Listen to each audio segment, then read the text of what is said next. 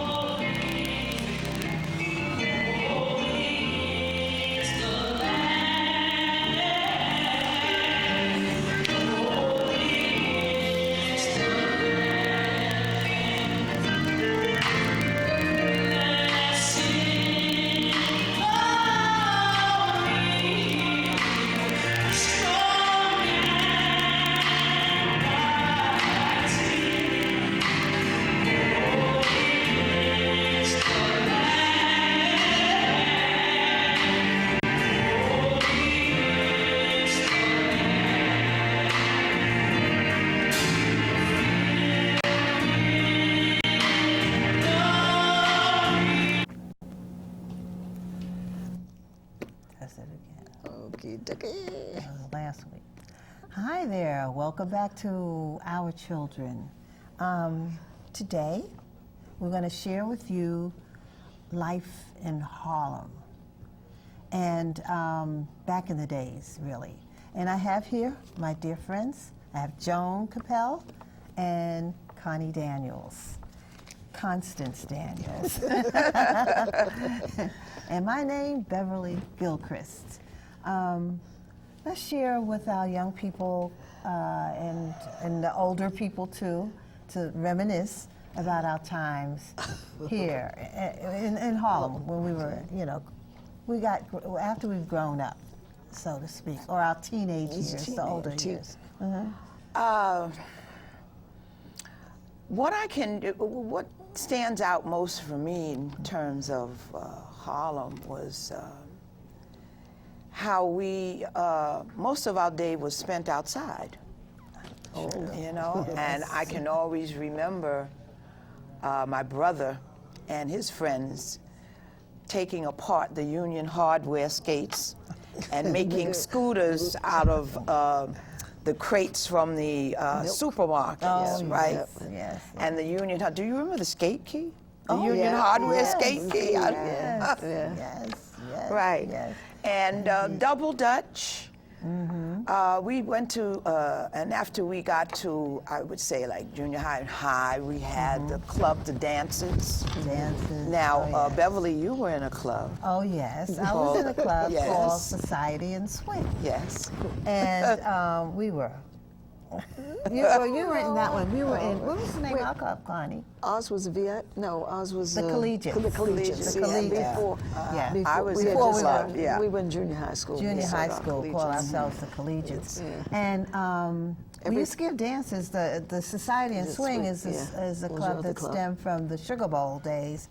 That was what do you call it? Soda fountain. A soda shop in Harlem, where we all gather on weekends. I met my husband Winston there, and we had fun things. We had clubs back those days. We didn't really have gangs, No, they weren't gangs. They were social clubs. So I think there was like pre-social network, Facebook. So we sort of were like what would you say? We were archaic in our social networking, but it has been refined with Facebook. But that's what we did, and the dances were a way of socializing with a wide variety of people. Yes, I was in a club also called the Gigs, the Greatest in Girls. I mean, how GIGs, and we gave I think 2 dances. Okay. Right. Our first dance was sponsored by the VIPs at the Carlton Terrace, and we had Pucho. You remember Pucho? Oh, Pucho. Are you kidding me? Right, everybody had Pucho and his Latin Yes. Soul Brothers. And Pucho's still playing. He's still playing? Yes, I think it was last year. Okay. He was at the Blue Note. One of those clubs down there, and I said, Pocho's still playing. My goodness. Yes, Oh my gosh. Well, those were the good old days. We used to go to the Palladium. Yes. Because we loved Latin dancing also. And I was a dancer. Oh, how I loved to dance. Yes. Oh my God, oh my God. And then remember, you lived across from the Savoy, and we used to watch until we were old enough. We had our prom there. Yes, we did. Yeah. Yes. 136? High school. Yeah, 136 prom. And then, where was the Hughes? Yeah. Our prom was with. I can't remember where our prom was with Charles. You know, I don't Hughes. remember where my Actually. prom was at George Washington. Where it was. I don't remember. I remember going. I don't know where I went. I have a little book, you know. Now I remember where I went after the prom. You know. We went to, you know where we went? To Paula Whittington's sister's house, MJQ. Didn't we have a? They had a party there. They had a party, but was it that day? Was it? No, not after No, prom. it was. It was a. We went after prom. We went to John and Astrid's house. Their father was a priest, and we went into the priest's quarters, and we had a party on the roof. And then they sent us home because it was getting dark. It was getting light. Well, I don't know. I didn't go to that party. I didn't No. go to that one. After my prom, I think I went down to this club in the village. We went. Donald Davenport took me to my prom. Took me. Yeah.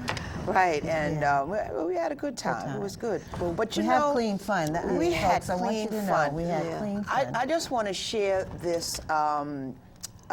Growing up, I attended St. Luke's Episcopal Church. That's on 141st Street and Convent Avenue. We sang in the choir, and our choir rehearsals were Saturdays. Now, across the street, in one of the brownstones, Madame St. Clair. I don't know if you've heard of Madame St. Clair. She was the West Indian woman that they said brought the numbers. And Harlem, and she was, they said she worked with Bumpy Johnson and all those. But she was quite an old woman at that time. And so we were coming from choir rehearsal, and I remember Beverly saying, my friend Beverly Steele said, "Oh, that's Madame St. Clair." So we went across the street, and so she engaged us in conversation, you know, and she invited us into her house. How old were you then? Around we were like 13. Oh, young. 13. And she invited us into her house, and we remembered, but she was this devout Catholic, and she had statues as big as any statue you would see in a Catholic church, and beautiful fish. And she told us the story about how when they came to kill her, Dutch Schultz, and where she hid. And she told you this? Yes. Scared you out of your boots, right? Yes, she did. But we knew who she was, you know. Well, see, now, this is what I'm talking about. How back then, the older people would give you stories about their experiences, you know, and it sort of gives you an idea of what to stay away from. You know? Certainly gave us an idea. We were like, oh my God, we'll never, you know. And it also tells you about, you know, a little bit about what you should be doing these days, you know, how things come about. Yes. You know? Yes. You want to say? Because I was going to say, what was it, Alexander Bell's? Whose house was it? Alexander Hamilton's house was right across the street. It was right next to. On Saturday and get chased out because we tried to touch something, and I mean, but it was so. It was just so nice going. You know, they've moved that. They moved it into St. Nicholas Park. Yeah. That was one of the. That was a historical. It was a landmark in our neighborhood. And my godparents lived.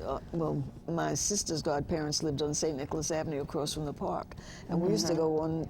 We'd spend the weekend with them, and go and sleep in the park sometimes, and nobody bothered you. No, you couldn't sleep out. You could. I remember you could sit out on the fire escape. I even remember no air conditioner. No air conditioner, and now you see all of the apartments now that have fire escapes and gates. But I can remember not having a gate. We lived on the 6th floor. Okay. it was connected to the roof, right? The kitchen window. We never had a gate, and you could sleep with that window open. You know, the only thing I can remember was that my grandfather brought us chickens, little baby chicks for Easter, and the cage would sit by the window, and the neighbor's cat would come up, so we had to close the window to keep the cat from getting at our little chickens.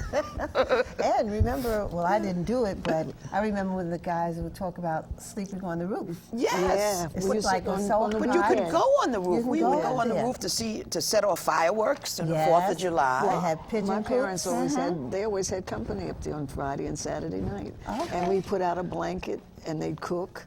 I mean, they had their little grill. It wasn't a grill like we know now, but they cooked there, and we ate there. And Sunday, I mean, they'd play music all night.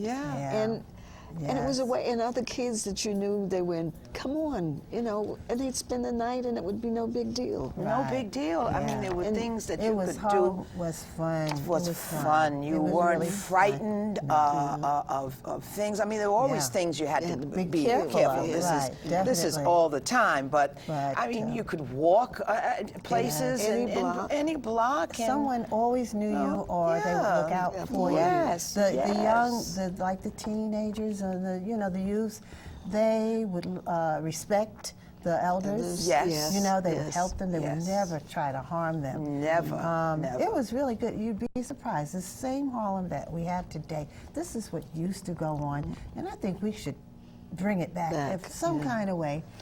And even I don't know if you will remember Stanley Thomas.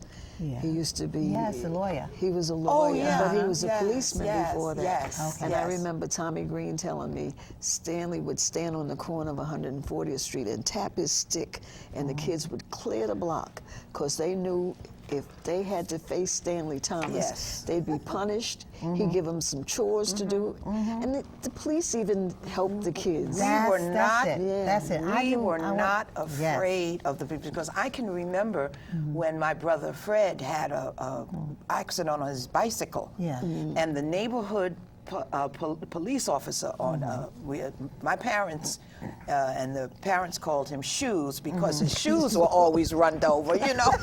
But everybody knew him, and I remember him coming and ringing. But that's what they called him, Shoes. And I remember him coming and ringing the bell to get my mother, to let my mother know that my brother had been hit by a car on his bicycle. And you respected the police, so you weren't afraid. Now that's a point. You know? That's a great point, because today, the police, it's like a code now. They don't talk to the youth out there. They don't get to know them. They don't, you know, and the youth, they don't talk to the police.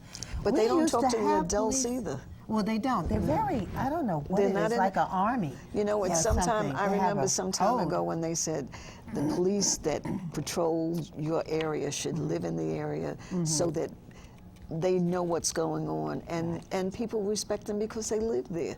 Now they don't live there, and they don't care what's going on. Well, no, I don't think any of our neighborhood, because I can remember Jake, the old cop, that came after Shoes. He was extremely, he was very friendly. I mean, he'd but not today. He'd come upstairs and get more coffee and drink and water or something. But he was there, and the kids, it was just a different thing. But he didn't live in the neighborhood because Jake was Jewish. But he mingled. But he mingled. That's another thing. Remember the King Cole Trio? I remember. We've all heard of them. And then there was a police officer named, they call him Bull Moose. He had this very heavy mustache, he was a big guy, and you wouldn't want to mess with him either. But you know, they would give you a look, and then you go, okay. Or if they see a kid out here, and what are you doing? You know, does your mother know you're out here? You know, at this time of night or whatever. They'll make you go home or take you home. But they were involved. Our parents knew these police. Yes, they knew them. They knew them. Well, yes, they knew. Most of them, they went to school or grew up with. You know, like I met Rebecca. And we got to be good friends, and she said, I want you to go with me to 136th Street to meet my aunt, because she had to visit her aunt. So I went with her, and when I got to the door, her aunt looked me over, and she said, who's your mother? Yes. I said, hello. She said, I said, who's your mother? So I told her my mother's name. Well, what does your father do and where is he? Yes. Does he live at home? I said, wow. Yeah. And then after she questioned me thoroughly about my family's everything, then she says, okay, she can come back. Yeah. I said, oh my God. And you know, and she didn't mean anything. I mean, she might have sounded like it was abrasive, but this was just a way of ensuring that you knew what your children were doing. You knew. And you know, involved with. We know. We had gangs back then. There were gangs. But there were little, if any, confrontations between gangs and policemen. Right, right, exactly. There was never any confrontation. They would fight each other, but they had even they had a respect for even the worst gangs. Even they had a respect for the police. Yes, and they knew enough that if police came into wherever they were, they would disperse on their own. Right. Never confrontational. Now they're not afraid of anything. No. They're not afraid of anything, and I mean, and they have the younger teens, 13, 14, 15, with guns.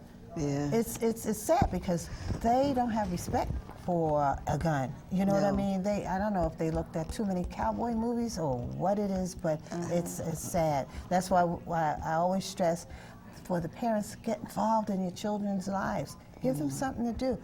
Keep them busy. Yes. You know, that way they won't get in the wrong crowd, you know, necessarily. Yes, and do a check of your child's room on occasion to see what type of is that allowed stuff that's there. They close the door. They don't even allow the parents in. You know, but you can. You can go just there with just to see. But you know what? The sad thing is that a lot of the kids, the young men, are almost forced to arm themselves because everybody else is armed. And such is the way the society is. They may not want to, but because everybody else has one, they feel they have to have one to protect themselves. So we need to, you know, we need to address why they feel they need to arm themselves. They're trying to get you know, like ban the gun laws. They have asked people to turn in their guns. They're paying $600. Yeah, I that's mean, good money, guys. Out there. Right. I mean, but wait, we're talking about Harlem. Yeah. I have a roll-in that I want you all to see. I want to share it with you about some of Harlem, okay? Okay. Can we have that roll-in, please? All right. Okay. This was also done by my grandson, Neil. Okay. Hello.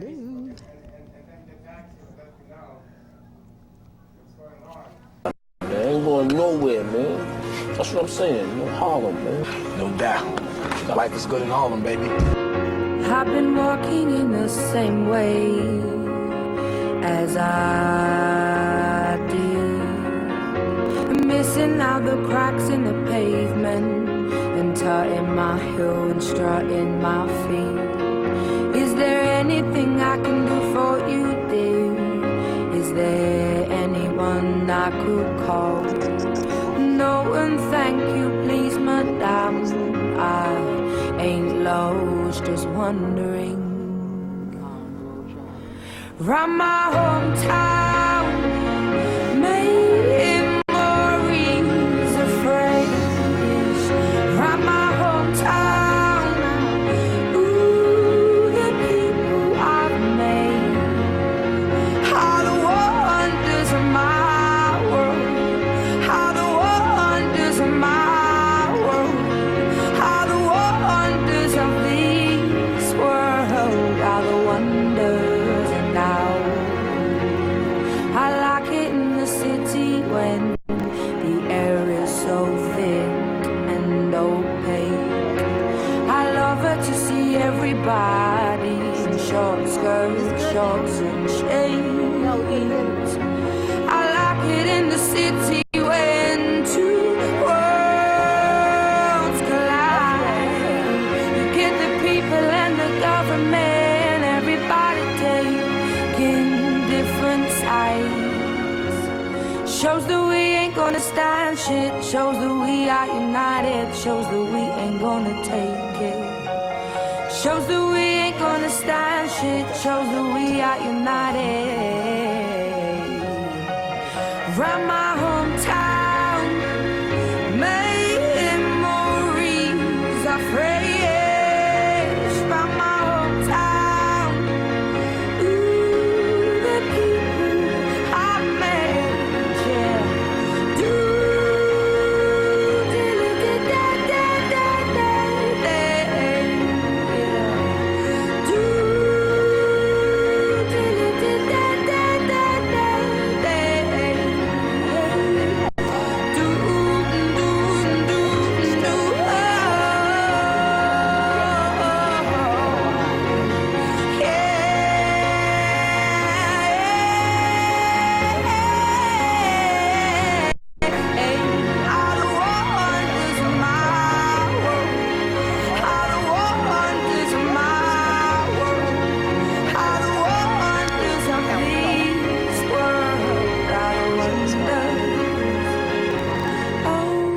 changed so much. We were wiped out by this drug, and by the time we actually got back on our feet, we opened our eyes and it was gone.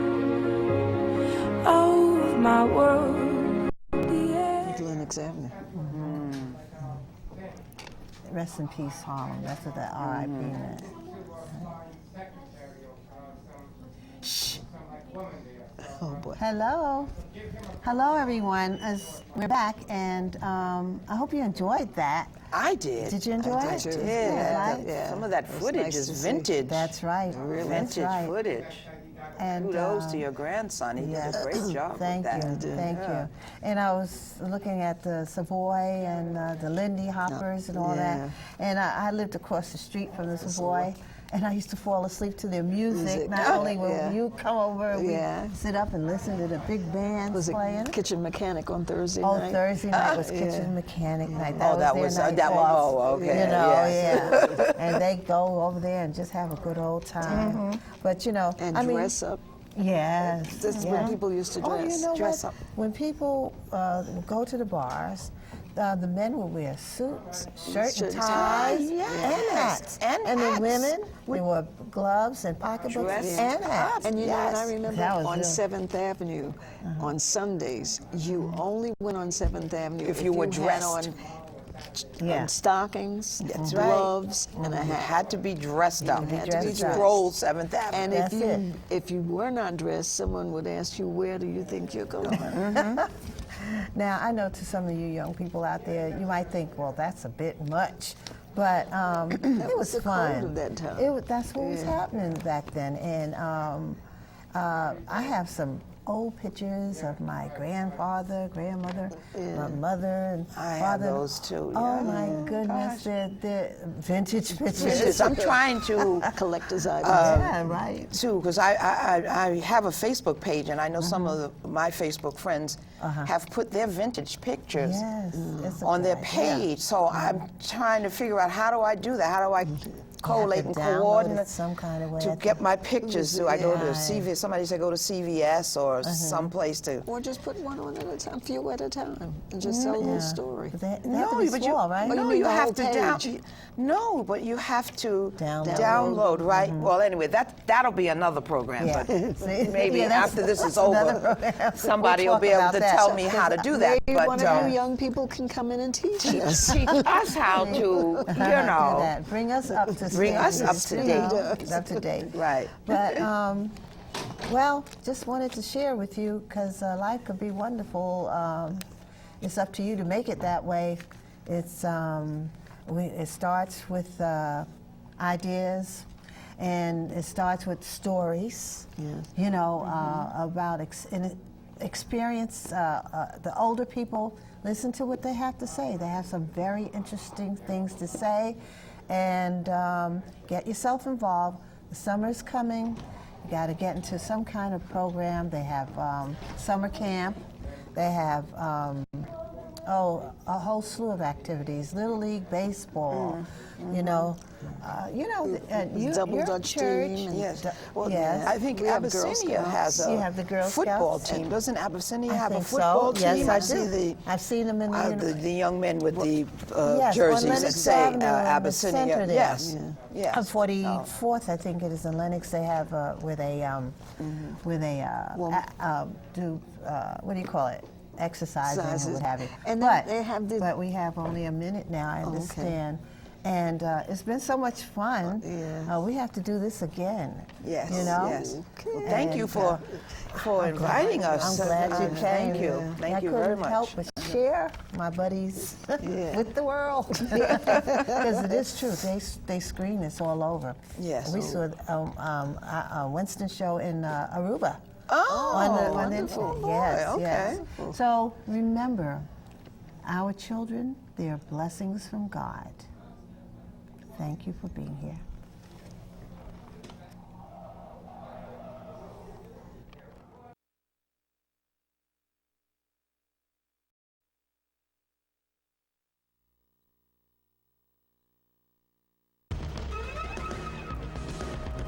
Just a little piece of paper.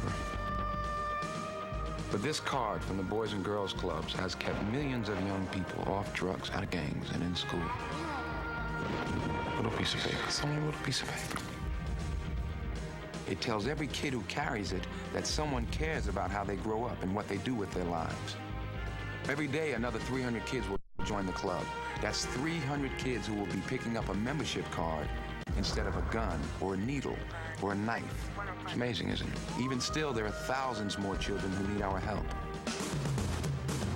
You know, too many people feel like they can't make a difference, but I'm telling you this. Put this card in the hands of a child, and you will change that child's life. Do that, and you can change the world. It's up to us. Support a program that works. The Boys and Girls Clubs, the positive place for kids.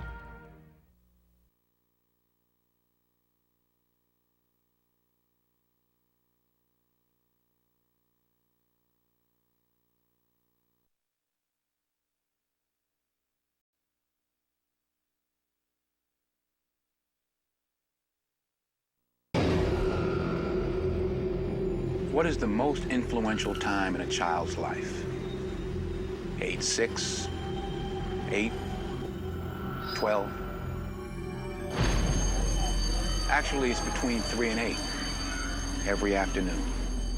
That's the time a kid is most likely to get into trouble.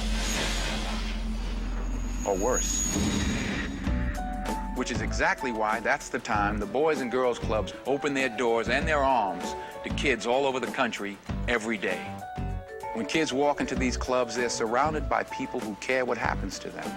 Adults who make sure these children continue to learn and grow long after the school bell rings. But there's still thousands more kids who need our help. Thousands of kids who need help to prepare for a positive future. Please help keep these doors open. Support the Boys and Girls Clubs, the positive place for kids.